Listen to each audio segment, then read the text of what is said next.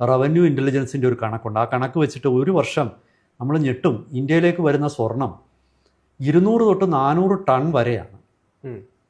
ആ 400 ടണ്ണൊക്കെ വരുന്ന സ്വർണം അതിൻ്റെ മൂല്യം എന്ന് പറയുന്നത് 15 ബില്യൺ US ഡോളറാണ്. പിന്നെ നിങ്ങളോട് ചോദിക്കാം, ഇന്ത്യയിൽ ഏതൊരു സംസ്ഥാനത്തിലാണ് മുഖ്യമന്ത്രിയുടെ ഓഫീസും മുഖ്യമന്ത്രിയുടെ പ്രിൻസിപ്പൽ സെക്രട്ടറിയും ഒക്കെ സ്വർണ്ണക്കള്ളക്കടത്തിൽ ഉൾപ്പെട്ടിരുന്നത്? ഇവിടെ മുഖ്യമന്ത്രിയുടെ പ്രിൻസിപ്പൽ സെക്രട്ടറി ആയിരുന്ന ശിവശങ്കരൻ ചാനൽ വഴി സ്വർണ്ണക്കള്ളക്കടത്ത് കേസിൽ അദ്ദേഹം പുറത്താക്കിയില്ലേ അദ്ദേഹത്തിന്? അദ്ദേഹം ജയിലിൽ കിടന്നില്ലേ? മുഖ്യമന്ത്രിയുടെ കുടുംബത്തിന് നേരെ സ്വർണ്ണക്കള്ളക്കടത്തുമായിട്ട് ബന്ധമുണ്ടെന്നുള്ള ആരോപണം വന്നില്ലേ? കഴിഞ്ഞ കുറച്ച് മാസങ്ങൾക്ക് മുമ്പാണ് സ്വർണത്തിൻ്റെ ഇറക്കുമതി തീരുവ വലിയ രീതിയിൽ സർക്കാർ കുറച്ചത്. ഇത് യഥാർത്ഥത്തിൽ പ്രതിസന്ധി സൃഷ്ടിച്ചത് കേരളത്തിനാണോ എന്നുള്ള ചോദ്യങ്ങളും ചില ചർച്ചകളും ഇപ്പം രൂപം കൊള്ളുന്നുണ്ട്. നമുക്കറിയാം, ഇന്ത്യയിലേക്ക് ഇറക്കുമതി ചെയ്യുന്ന കള്ളക്കടത്ത് സ്വർണ്ണങ്ങളിൽ ഏറ്റവും കൂടുതൽ അത് സ്പ്രെഡ് ചെയ്യുന്നത്, വ്യാപിപ്പിക്കുന്നത് കേരളത്തിലാണ്. ഈ ഇറക്കുമതി തീരുവ കുറച്ചത് ഇതെങ്ങനെയാണ് കേരളത്തിൻ്റെ ഒരു സാമ്പത്തിക മേഖലയ്ക്ക് പ്രതിസന്ധി സൃഷ്ടിക്കുന്നത്? കാരണം നമ്മുടെ ദേശീയ മാധ്യമങ്ങളും ചില മീഡിയാസൊക്കെ ഇത്തരത്തിൽ ചർച്ചകൾ നടത്തുന്നുണ്ടല്ലോ. ഇത് ഏതെങ്കിലും രീതിയിൽ കേരളത്തിനെ ആക്ഷേപിക്കുക അല്ലെങ്കിൽ അവരെ ചെറുതായി കാണിക്കുന്നതിൻ്റെ ഭാഗമായിട്ടാണ്? ഈ കഴിഞ്ഞ ദിവസങ്ങളിൽ ബിസിനസ് പത്രങ്ങൾ ദേശീയ തലത്തിൽ കേരളത്തിന് വളരെ ഒരു ദോഷകരമെന്നോ അല്ലെ അപമാനകരമെന്നോ ഒക്കെ നമുക്ക് തോന്നാവുന്ന ഒരു വാർത്ത പ്രസിദ്ധീകരിച്ചു. ആ വാർത്ത പ്രകാരം ആ വാർത്ത വന്നത് കേന്ദ്ര സർക്കാർ കേരളത്തിൻ്റെ കുറഞ്ഞ വളർച്ചാ നിരക്ക്, ദക്ഷിണേന്ത്യയിലെ ഏറ്റവും വളർച്ച കുറഞ്ഞ സംസ്ഥാനമാണെന്നുള്ള കണക്കുകൾ പുറത്തു വിട്ടതിന് ശേഷമാണ് ഈ വാർത്ത പുറത്തു വരുന്നത്. ഈ വാർത്തകൾ പ്രകാരം 2024 കേന്ദ്ര സർക്കാർ സ്വർണ്ണ ഇറക്കുമതിക്ക് നികുതി 16% നികുതി വെറും 6% കുറച്ചു. ഇതിനു ശേഷം കേരളത്തിൻ്റെ സമ്പദ്ഘടന വലിയ തിരിച്ചടി നേരിടാൻ തുടങ്ങി എന്നാണ് ഈ വാർത്തകളിലൊക്കെ സൂചിപ്പിച്ചിരിക്കുന്നത്. അത് ഇപ്പോൾ ഗൗതം ചോദിച്ചതുപോലെ കേരളത്തെ അപമാനിക്കാനുള്ള ഒരു ബോധപൂർവം പ്ലാന്റ് ചെയ്ത ഒരു വാർത്തയായിരുന്നോ എന്നൊരു ചോദ്യമുണ്ട്, ഒന്നാമത്തേത്. അതോ ഇതിനെ തെളിയിക്കാൻ, ഇതിന് ഉപോത്ബലകമായിട്ടുള്ള വസ്തുതകൾ നിരത്തി വെക്കാൻ ഈ വാർത്ത പ്രസിദ്ധീകരിച്ച മാധ്യമങ്ങൾക്ക് കഴിയുന്നുണ്ടോ എന്നുള്ള ഒരു ചോദ്യമുണ്ട്. നമുക്ക് അതൊന്ന് പൊതുവെ പരിശോധിക്കാം. അവർ പറയുന്നത് ഒരു വസ്തുത, കേരളത്തിൽ ഒരു സമാന്തര സമ്പദ്ഘടന നിലവിലുണ്ടായിരുന്നു എന്നാണ്. ഇത് അത്ര കള്ളമാണെന്ന് എനിക്ക് തോന്നുന്നില്ല. കാരണം ഈ gold and silver merchants association സംസ്ഥാന ജനറൽ സെക്രട്ടറി അബ്ദുൾ നാസർ എന്നൊരാളുണ്ട്, ആലപ്പുഴക്കാരനാണ് നാസർ. ഞാൻ കൂടുതൽ അത് പറയേണ്ടതില്ലായിരുന്നു. അദ്ദേഹം വളരെ കൃത്യമായിട്ട് ഈ കണക്കുകൾ പലതവണ പത്രസമ്മേളനങ്ങളിൽ പറഞ്ഞിട്ടുണ്ട്. കേരളത്തിലെ സ്വർണ്ണക്കള്ളക്കടത്തിനെക്കുറിച്ച്, സ്വർണ്ണക്കള്ളക്കടത്തിനെ ഏറ്റവും ശക്തമായിട്ട് വിമർശിച്ച ഒരാളാണ് ശ്രീ നാസർ. കാരണം അവർ പറയുന്നത് സത്യസന്ധമായി ബിസിനസ് ചെയ്യുന്നവർക്ക് ഇതൊരു വലിയ വെല്ലുവിളിയാണ്. ഞാൻ പണ്ട് പത്രപ്രവർത്തനമായിട്ട് ഹിന്ദുവിൽ ജോലി ചെയ്യുന്ന കാലത്ത് പോലീസിലെ ചിലർ എന്നോട് പറയും, ഈ ആലപ്പുഴ ജില്ലയിലെ കായംകുളം എന്നൊരു, എൻ്റെ വീടിനടുത്തുള്ള സ്ഥലമാണ്, ആ പ്രദേശത്ത് കളിയാക്കി പറയും മടിയിൽ ജുവലേഴ്സ് എന്ന് പറയും. കാരണം സ്വർണം അനധികൃതമായിട്ട് ആൾക്കാർ പോക്കറ്റിലും അതുപോലെ മുണ്ടെടുത്ത് മടിയിൽ ഒക്കെ വെച്ചിട്ട് റോഡിൽ കൂടെ പോകുന്ന ആൾക്കാർക്ക് കച്ചവടം നടത്തും. ഇത് കൊണ്ടുള്ള ഒരു പ്രശ്നമെന്ന് പറയുന്നത് 2 തരത്തിലാണ്. ഇത് കള്ളക്കടത്ത് വരുന്ന സ്വർണ്ണമാണ് ഇങ്ങനെ അനധികൃതമായിട്ട് വിൽക്കുന്നത്. സർക്കാരിന് ലഭിക്കേണ്ട ടാക്സ് പലപ്പോഴും വളരെ തുച്ഛമാണ്. സർക്കാരിന് കേരളത്തിലെ സ്വർണ്ണക്കടകളിൽ വിറ്റഴിക്കുന്ന സ്വർണവും കേരളത്തിലെ സ്വർണ്ണക്കടകളിൽ നിന്ന് സർക്കാരിന് ലഭിക്കുന്ന ടാക്സ് തമ്മിൽ വലിയ അന്തരമുണ്ടെന്ന് ആ നാസർ പലപ്പോഴും ചൂണ്ടിക്കാണിച്ചിട്ടുണ്ട്. അപ്പോൾ കേരളത്തിൽ വലിയൊരു കള്ളക്കടത്ത് ശൃംഖല രൂപം കൊണ്ടിരിക്കുന്നു എന്നുള്ള ഒരു വസ്തുതയിലേക്കാണ് അത് വിരൽ ചൂണ്ടുന്നത്. ഇത് DRI എന്ന് പറയുന്ന ഡയറക്ടറേറ്റ് ഓഫ് റവന്യൂ ഇൻ്റലിജൻസിൻ്റെ ഒരു കണക്കുണ്ട്. ആ കണക്ക് വെച്ചിട്ട് ഒരു വർഷം നമ്മൾ ഞെട്ടും. ഇന്ത്യയിലേക്ക് വരുന്ന സ്വർണം 200 തൊട്ട് 400 ടൺ വരെയാണ്. ആ 400 ടണ്ണൊക്കെ വരുന്ന സ്വർണം അതിൻ്റെ മൂല്യം എന്ന് പറയുന്നത് 15 ബില്യൺ US ഡോളറാണ്. ഒരു ബില്യൺ എന്ന് വെച്ചാൽ 100 ബില്യൺ ഡോളർ എന്ന് പറഞ്ഞാൽ 8500 കോടിയാണ്. അപ്പോൾ 10 ബില്യൺ എന്ന് പറഞ്ഞാൽ 85,000 കോടി. ഏതാണ്ട് 1 ലക്ഷം 1.25 ലക്ഷം കോടിയുടെ ഒരു സമാന്തര സ്വർണ്ണ വിപണിയാണുള്ളത്. ആ കേന്ദ്ര സർക്കാരിൻ്റെ കണക്ക് പ്രകാരം ഇതിൽ ഏതാണ്ട് ബഹുഭൂരിപക്ഷവും കേരളം വഴിയാണ് പോകുന്നത്. കാരണം കേരളത്തിൽ 4 അന്താരാഷ്ട്ര എയർപോർട്ടുകൾ, അതുപോലെ തന്നെ കോയമ്പത്തൂർ എയർപോർട്ട്, മംഗലാപുരം എയർപോർട്ട്. ഈ കഴിഞ്ഞ കുറച്ച് നാളിന് മുമ്പ് നമുക്കറിയാം ഞാൻ ആദ്യമേ പറഞ്ഞു 16% നികുതി. ആ നികുതി ഇപ്പോൾ 6% കുറച്ചു. കഴിഞ്ഞ ബഡ്ജറ്റിൽ നിർമ്മലാ സീതാരാമൻ, അതായത് ജൂലൈ 2024 ഈ നികുതി ഇളവ് പ്രഖ്യാപിക്കുന്നത്. അങ്ങനെ വന്നു കഴിഞ്ഞപ്പോൾ 6% നികുതി കൊടുത്ത് സ്വർണ്ണ കടക്കാർക്ക് നേരിട്ട് അവർ ഇമ്പോർട്ട് ചെയ്യുക, പ്രശ്നമൊന്നുമില്ല. അപ്പോൾ ചുരുക്കി പറഞ്ഞാൽ അത്ര വലിയൊരു ചിലവേറിയ കാര്യമല്ല സ്വർണ്ണം ഇറക്കുമതി ചെയ്യുന്നത്. ഈ ഉയർന്ന നികുതി ഉണ്ടായിരുന്നപ്പോൾ 1 കിലോ സ്വർണം നിങ്ങൾ കള്ളക്കടത്തിൽ കൊണ്ടുവന്നാൽ നിങ്ങൾക്ക് ഏതാണ്ട് 9 ലക്ഷം രൂപ വരെ പ്രോഫിറ്റ് കിട്ടുമായിരുന്നു, 9 lakhs. ഇപ്പോൾ ഈ 6% നികുതി ആയതിനു ശേഷം അത് വെറും 3-3.25 ലക്ഷം മാത്രമായിട്ട് പ്രോഫിറ്റ് കുറഞ്ഞു. അപ്പോൾ അതുകൊണ്ട് കള്ളക്കടത്തിനാണ് ഇത് പ്രതിസന്ധി സൃഷ്ടിക്കുന്നത്. കള്ളക്കടത്തിന് പ്രതിസന്ധി ഉണ്ട്. പിന്നെ അതിന് വേറൊരു ഉദാഹരണം കൂടെ ഞാൻ പറയാം. അതായത് ഒരു ക്യാരിയർക്ക് ശരിക്കും മുൻപ് ഒരു പവന് 5000 രൂപ വരെ മാർജിൻ കൊടുക്കുമായിരുന്നു. പക്ഷേ ഇപ്പോഴാകട്ടെ ഒരു പവന് 1000 രൂപ കിട്ടുന്നത്. നിങ്ങൾ 20 പവൻ കള്ളക്കടത്തിൽ കൊണ്ടുവന്നാലും നിങ്ങൾക്ക് 20,000 രൂപയെ കിട്ടത്തുള്ളൂ. പണ്ട് നിങ്ങൾ 20 പവൻ കൊണ്ടുവന്നാൽ നിങ്ങൾക്ക് 1 ലക്ഷം രൂപ കിട്ടും. അപ്പോൾ കുറച്ച് റിസ്ക് എടുക്കാൻ ആൾക്കാർ തയ്യാറാകും. 20,000 രൂപയ്ക്ക് വേണ്ടി നിങ്ങൾ ഗൾഫിലേക്കുള്ള ഫ്ലൈറ്റ് ടിക്കറ്റ് തന്നെ അത്രയാകും. നിങ്ങൾ പലർക്കും താല്പര്യമില്ല. അപ്പം നിങ്ങൾക്ക് അഡീഷണൽ പൈസ തന്നാൽ കള്ളക്കടത്ത് ലാഭമല്ല. പക്ഷേ എന്നാലും ചെറിയ രീതിയിൽ കള്ളക്കടത്ത് നടക്കുന്നുണ്ട്.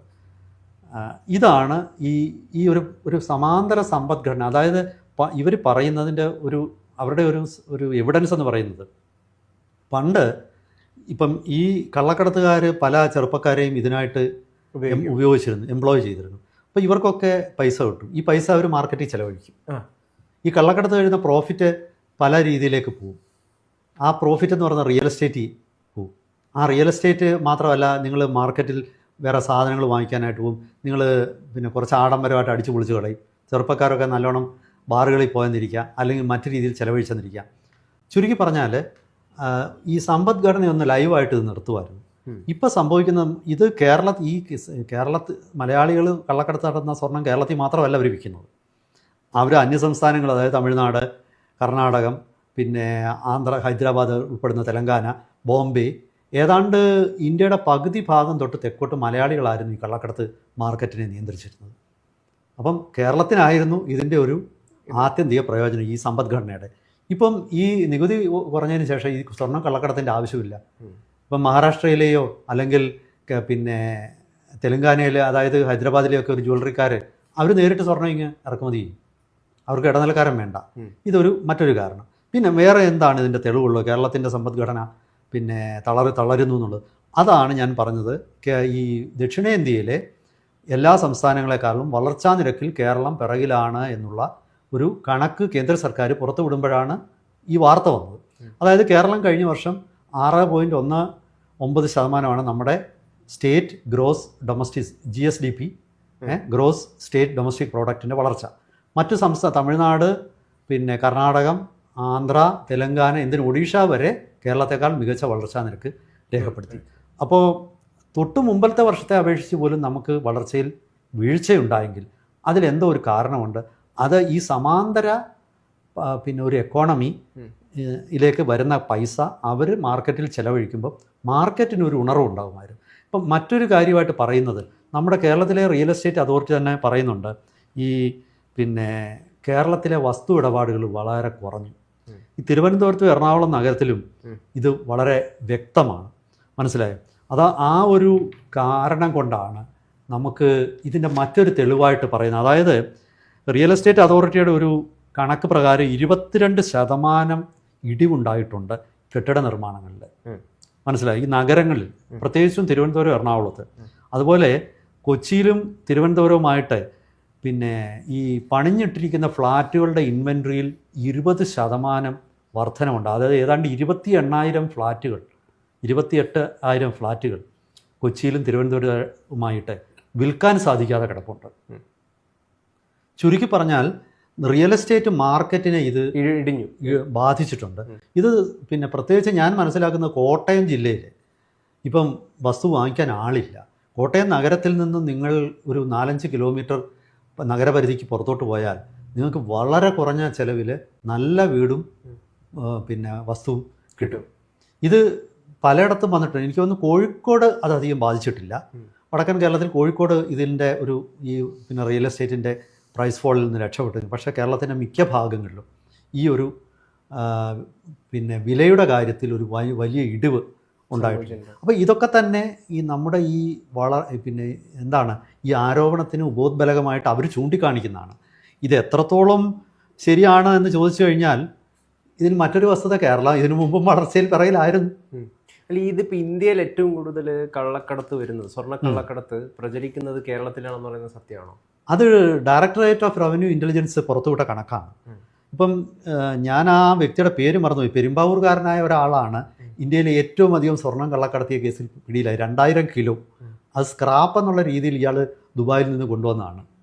അസനാരെന്നോ എന്തോ ആണ് അദ്ദേഹത്തിൻ്റെ പേരെന്നാണ് എനിക്ക് തോന്നുന്നത്. അപ്പം ഇന്ത്യയിലെ ഏറ്റവും വലിയ സ്വർണ്ണക്കള്ളക്കടത്തുകാർ കേരളത്തിൽ നിന്ന് തന്നെയാണ്. അവർ ഇത് പക്ഷേ ഇയാളുടെ സ്വർണം പിടിക്കുന്നത് ബോംബെയിൽ വെച്ചിട്ടാണ്. ഇനി ഞാൻ മറ്റൊരു ചോദ്യം പിന്നെ നിങ്ങളോട് ചോദിക്കാം. ഇന്ത്യയിലെ ഏതൊരു സംസ്ഥാനത്തിലാണ് മുഖ്യമന്ത്രിയുടെ ഓഫീസും മുഖ്യമന്ത്രിയുടെ പ്രിൻസിപ്പൽ സെക്രട്ടറിയും ഒക്കെ സ്വർണ്ണക്കള്ളക്കടത്തിൽ ഉൾപ്പെട്ടിരുന്നത്? ഇവിടെ മുഖ്യമന്ത്രിയുടെ പ്രിൻസിപ്പൽ സെക്രട്ടറി ആയിരുന്ന ശിവശങ്കരൻ ചാനൽ വഴി സ്വർണ്ണക്കള്ളക്കടത്ത് കേസിൽ അദ്ദേഹം പിന്നെ പുറത്താക്കിയില്ലേ അദ്ദേഹത്തിന്? അദ്ദേഹം ജയിലിൽ കിടന്നില്ലേ?